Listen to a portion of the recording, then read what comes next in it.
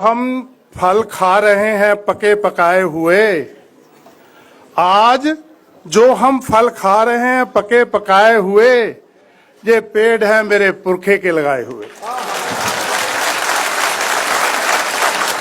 आज जो फल खा रहे हैं हम पके पकाए हुए, ये पेड़ है मेरे पुरखे के लगाए हुए। अगर आज नए पेड़ नहीं लगाएंगे तो आने वाले बच्चे फल कहां से खाएंगे। साथियों, मैं भारतीय संविधान को सारी धार्मिक किताबों से महान मानता हूं। मैं इसकी पूजा नहीं करता। मैं जहां भी मुझे समय मिलता है, देश में भी विदेश में भी, मैं इसका प्रचार करता हूं। अगर आज मैं विदेश में हूं और पढ़ लिख सका हूं और बिजनेस में जा सका हूं, तो केवल इसी संविधान की वजह से जा सका हूं।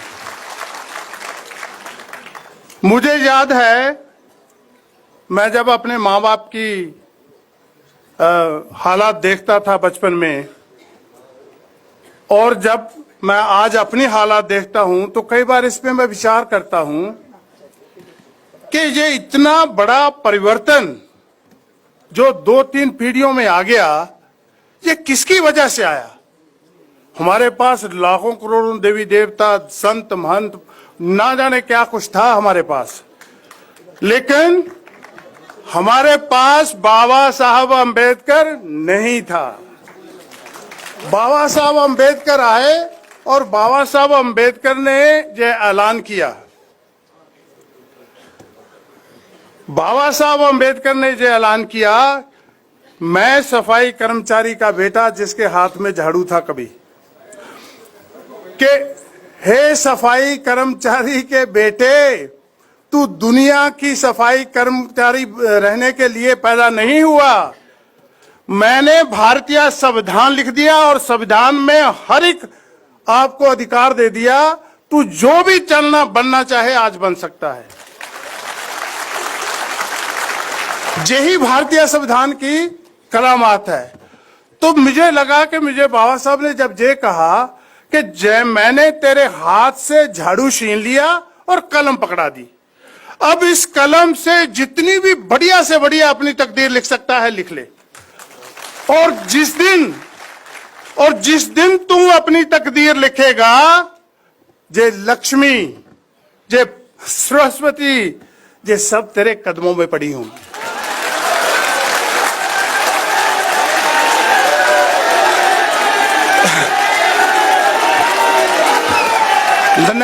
धन्यवाद। कदमों में पड़ी होगी, क्योंकि हमें सदियों तक यही बताया गया कि हमने कोई पाप किए हैं, हमारे पुरखों ने कोई पाप किए हैं, इसीलिए हम गरीब, लाचार, पछड़े, अनपढ़ रह गए। मैं समझता हूं कि अगर 2 पीढ़ियों में ये संविधान इतना अंतर ला सकता है, मान लो अगर 600 साल तक, 800 साल, 2000 साल पहले से ही हम आजाद होते, तो आज दुनिया पे राज करते होते।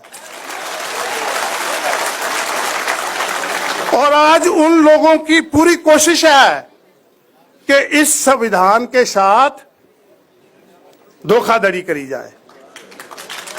क्यों? कि इसी संविधान की वजह से मेरे जैसे सफाई कर्मचारी के बेटे को दुनिया में एक अपना व्यापार करने का मौका मिला, एक मौका मिला।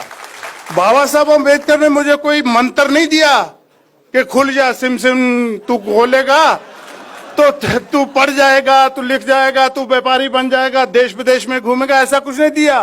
बाबा साहब अम्बेडकर ने संविधान में मुझे एक अपॉर्चुनिटी दी कि तेरे लिए स्कूल का रास्ता खुला है। स्कूल जाएगा, यूनिवर्सिटी का रास्ता खुला है। यूनिवर्सिटी जाएगा, जो भी प्रोफेशन अपना तय करेगा, उस प्रोफेशन के बाद जिस भी रास्ते पे चलेगा, व्यापार के रास्ते पे चलेगा, अच्छी जॉब पे रास्ते का चलेगा, सारे के सारे खुले हैं। एक मौका। और साथियों, जिस दिन बाबा साहब संविधान लिख रहे थे, एक हाथ में कलम और एक हाथ से थमाया हुआ संविधान, लिख रहे थे और इतना बड़ा परिवर्तन, इतना बड़ा संविधान लिख दिया। आज करोड़ों लोग, हम तो जहां थोड़े ही हैं, आज करोड़ों लोग पढ़े लिखे उस संविधान को बचाने के लिए सक्षम नहीं हो पा रहे।